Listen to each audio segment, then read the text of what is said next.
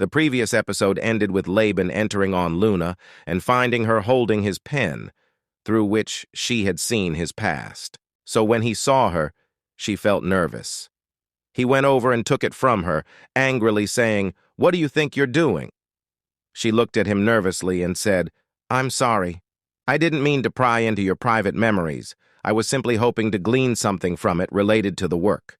At the same time, she was thinking to herself, "It was a mistake of me to think the pen would only hold memories related to work. I had no idea such strong, unresolved, and deeply personal memories would be stored in this pen." But he angrily said to her, "Work? Don't make me laugh.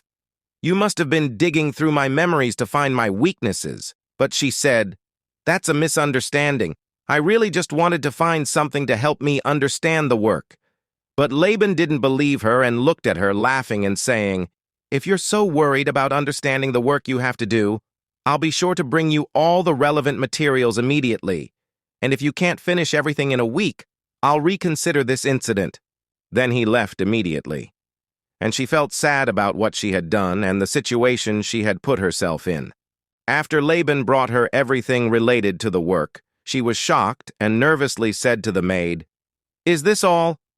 Documents?" And the maid said, "Yes. Lord Chaston told me to give you all the documents related to managing the manor. The weekend starts tomorrow, so I'll have 2 days when I don't have lessons. But will I be able to finish all this in 1 week as he requested?" When Chaston was young, he always had to struggle through piles of books and papers to prove he was worthy of being part of his family. So with determination, she said to herself, "I have no choice. In order for him to respect me and see things the same way, I'll have to prove to him that I can put in the same amount of effort." And she started her work, saying to herself, "For such a large ducal mansion located in the capital, the expenses aren't that high, and there are a lot of luxuries. It requires a lot of manpower to clean and maintain it. And there's much less spending on food than I expected. And the maintenance costs have been set very low, so much so that the manpower currently used can't be accounted for. And this means," and here, she gathered all the servants, and the head maid said to her, "These are the maids who messed with your belongings, my lady." So one of the maids said to her, "I'm so sorry. Please forgive us, my lady." And Luna said, "According to the current laws of the Bahyujin kingdom, any servant who steals from an aristocrat will have their hands cut off. But I don't want to take things that far. So anyone who returns what they stole, or will have 25% of their wages deducted until the price of the goods they stole is fully returned to the kingdom, will be forgiven." And in shock and tension, the maid said, "25%? And the other said, "It was difficult to survive on what we were provided here. I had to cover the rest of my expenses from my salary. We're in big trouble." The head maid clapped her hands to quiet them, then said, "The lady has more to say," and Luna said, "I have taken over the management of the estate, and I have reviewed the resources that have been provided to you. The daily necessities and meals provided by the duchy were quite insufficient. So I plan to increase both the necessities and meals provided to all of you, starting next month." They looked at each other in astonishment and said, "Oh, in that case, 25% might just be doable?" And Luna continued, "Of course, since I'm not officially in charge of the castle's finances, this is something I need to discuss with Lord Chaston. So there's a favor I need to ask of all of you. Please, I would like you to compile a list of things you think are urgently needed, as well as what you think can wait." And indeed, the maids began to make a list of the deficiencies in the castle, saying this and that. It's as naive as if Lord Chaston would agree to this, and Luna thought to herself, "We'll create a group for those who can't read or write, so the representative can write down what they need." Then, regarding the education decision, one of them said as they were leaving, "Sir, won't you be participating?" But another said, "Perhaps it was all just empty promises to try to gain our support. I'll just go back to work."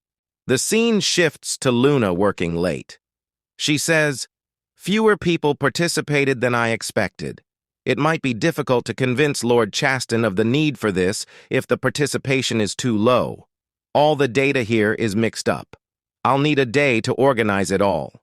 She coughs from exhaustion due to her continuous work and looks at the papers, saying, "There's something suspicious about the goods sold to the neighboring state of Elaf." Suddenly, remembering her maid Amelie, she says, "I wish I could eat the porridge Amelie used to make for me. It was thick and bitter but very effective. And I miss my mother's touch and my father's scent of ink. They would soothe me with their gentle touches when I was sick, and then they would review my work." She starts crying and says, "Those were good days. I feel so lonely." Continuing to work, she fell asleep. So when William returned and entered the room, finding her asleep, he carried her while looking at her and saying, "I'm home, Luna." After taking her to bed, she thought to herself, "The place is warm and comfortable." So when she opened her eyes, she found herself in William's arms. She then remembered her work and thought to herself, "What happened? I'm sure I was looking for documents related to Elav. Why am I with him? When did he come back?" Here she tried to push his hands away, but he pulled her towards him, saying, "Sleep more." But she tried to get away from him, saying, "Let me go. Now is not the time to sleep. There are still things I haven't finished yet." So he looked at her and said, "You still have a slight fever. Please get more rest." But she started shouting as she pushed him away, saying, "Move! Now is not the time to take a break because of something as trivial as a fever." Then she stood up and said, "Somehow I've barely made any progress, and I can't allow myself to fail now. You don't know anything, so—" But he grabbed her arm and said, "I know. You're doing your best to be recognized by Chasten. And in order to gain the rights of the Vitalang family, you've worked hard and conducted research without any regard for your health. Also, you could be recognized as the lady of the house." Then, hugging her, he said, "I know all that, so please calm down. Your fever will rise again." And she remembered when she was sick as a child, and her parents were around her, saying at that time, "Our poor little daughter's fever won't go down. Get plenty of rest, Luna. Taking care of your health is very important too." So she thought to herself, "I hate you so much. You're the one who put me in this well of despair." And she continued to cry, thinking to herself, "So I scream in solitude by burying myself in paperwork." He kissed her, and she continued to think to herself, "Until I feel dizzy and my eyes are full of tears. But you gently opened my wounds and invaded my heart, making a place there." She looked at him, and he kissed her again. She continued, "I hate you so much for making me unable to resist you." The next day at work, she thought to herself, "All the trade documents related to Elaf have been organized. In addition, I have received more data regarding the living conditions of the servants who did not participate in my survey." Suddenly, the maid entered and said, "My lady, you're awake." Here, when Luna saw the papers with the maid, she looked at her and said, "What is this?" And the maid replied, "These are all the details regarding the daily necessities that you asked the servants to provide, my lady. With this, all the servants have now submitted the requested information." With happiness, Luna said, "All the servants?" And the maid said, "Yes." The Duke came to the servants' quarters this morning, gave the order, and left.